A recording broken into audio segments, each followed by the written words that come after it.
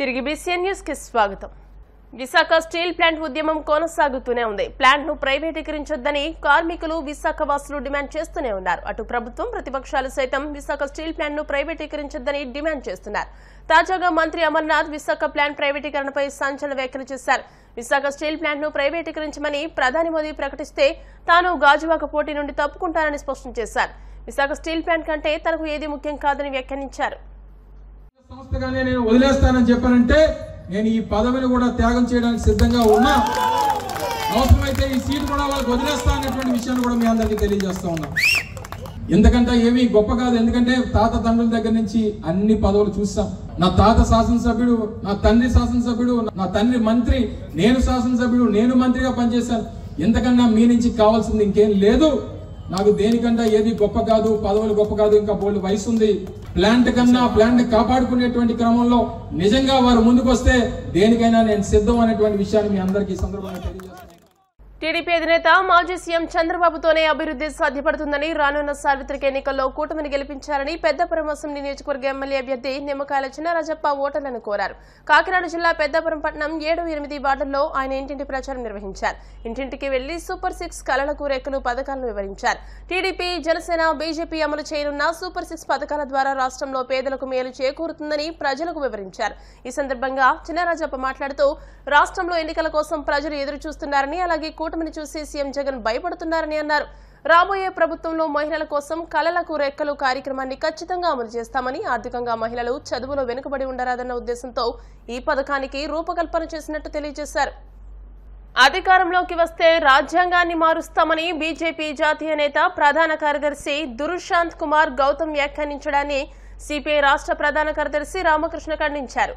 అనంతపురంలో ఆయన మీడియాతో మాట్లాడుతూ మరోసారి బీజేపీకి అధికారం అప్పగిస్తే అన్నట్టుగానే ఖచ్చితంగా రాజ్యాంగాన్ని మారుస్తారని ఆయన అన్నారు. రాష్ట్రంలో ఉన్న టీడీపీ, జనసేన, వైసీపీ పార్టీలు రాజ్యాంగం మార్పు విషయంపై తమ వైఖరిని ఓటర్లకు చెప్పాలన్నారు. అధికారంలోకి వస్తే ముస్లింలకు 4% రిజర్వేషన్లు ఇచ్చే ప్రసక్తే లేదని ప్రధాని మోదీ చెబుతుంటే, చంద్రబాబు మాత్రం రాష్ట్రంలో తాము అధికారంలోకి వస్తే ముస్లింలకు 4% రిజర్వేషన్లు ఇస్తామని చెప్పడం హాస్యాస్పదమని అన్నారు. గతంలో కూడా బీజేపీ ఎంపీ అనంత్ కుమార్ హెగ్డే గారు అప్పుడు కూడా ఆయన కూడా చెప్పాడు, రాజ్యాంగ పీఠిక పూర్వ రూపాన్ని పునరుద్ధరిస్తాం. లౌకిక పదాన్ని చేర్చి అంబేద్కర్ ఆత్మను కాంగ్రెస్ గాయపరిచింది.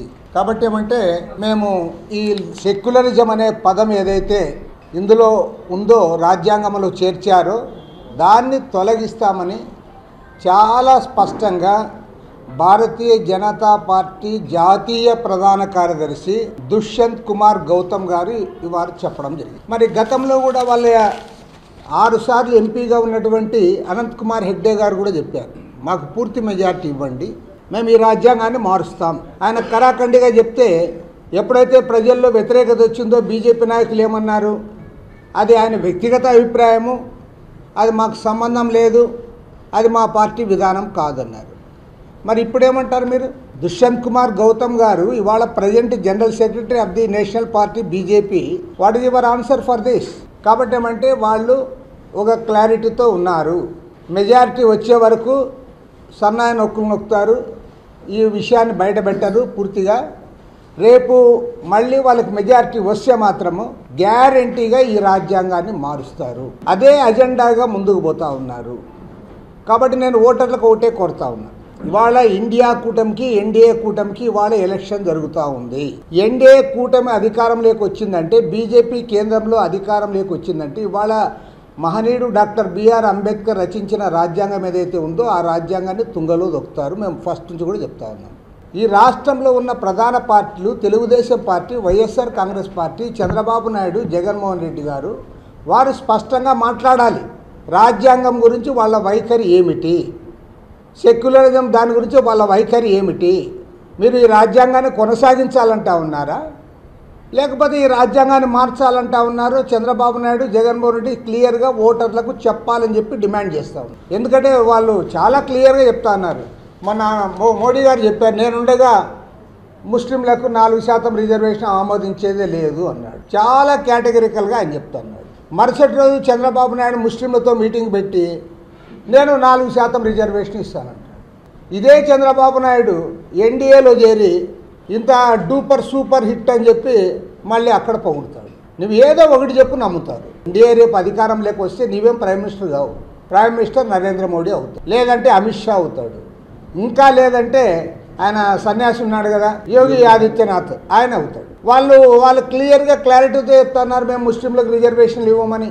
ముస్లింలకే కాదు ఆర్ఎస్ఎస్ అజెండా ప్రకారము అసలు రిజర్వేషన్లే రద్దు చేయాలని చెప్తున్నారు. వాళ్ళు బీసీల కులగణన చేయడానికి కూడా వారు వ్యతిరేకం. ఇవాళ చంద్రబాబు నాయుడు గారు, జగన్మోహన్ రెడ్డి గారు ఇద్దరు కూడా కేంద్రంలో బీజేపీ సర్కారుకు, మోడీ సర్కారుకు గత 10 ఏళ్లుగా వారికి మద్దతు ఇస్తూ ఉన్నారు. వారు ఈ కీలకమైన అంశాలపైన వారి వైఖరి బయట పెట్టాలని చెప్పి కోరుతారు. వనపర్తి జిల్లా పెబ్బేరు మున్సిపాలిటీలో మార్నింగ్ వాక్ లో వనపర్తి ఎమ్మెల్యే తూడి మేఘారెడ్డి ఇంటింటి ప్రచారం చేపట్టారు. వినూత్న రీతిలో ప్రచారం చేసుకుంటూ ప్రజల్లోకి దూసుకెళ్తున్నారు. ఈ సందర్భంగా ఓ వ్యక్తి చిలక జోస్యం చేపించుకోమని ఎమ్మెల్యేని అడిగారు. చిలక జోస్యం చెబుతూ ఎమ్మెల్యే మేఘారెడ్డికి ఎటు వెళ్లినా ఎదురులేదని, భవిష్యత్తులో మంచి ఆదరణ ఉందన్నారు. చిలక జోస్యం పలువురు చూపర్లను ఆకట్టుకుంది.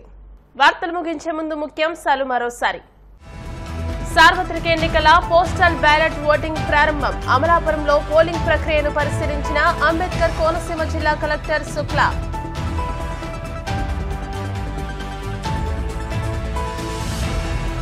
పెరుగుతున్న ఉష్ణోగ్రతలతో జనం ఉక్కిరిబిక్కిరి. వర్ష సూచనతో ఉష్ణోగ్రతలు తగ్గొచ్చని వాతావరణ శాఖ అంచనా.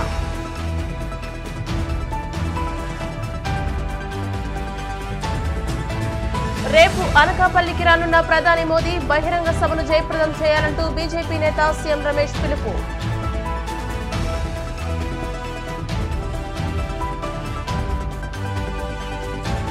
కూటమితోనే అభివృద్ధి సాధ్యమన్న పెద్దాపురం ఎమ్మెల్యే అభ్యర్థి నిమ్మకాయల చినరాజప్ప. ప్రజలు ఆశీర్వదించాలంటూ పిలుపు. ఈ వార్తలు ఇంతటితో సమాప్తం. మరిన్ని వార్తా విశేషాలతో నెక్స్ట్ బులెటిన్ లో మళ్ళీ కలుసుకుందాం. అంతవరకు సెలవు. నమస్కారం. చూస్తూనే ఉండండి BCN న్యూస్.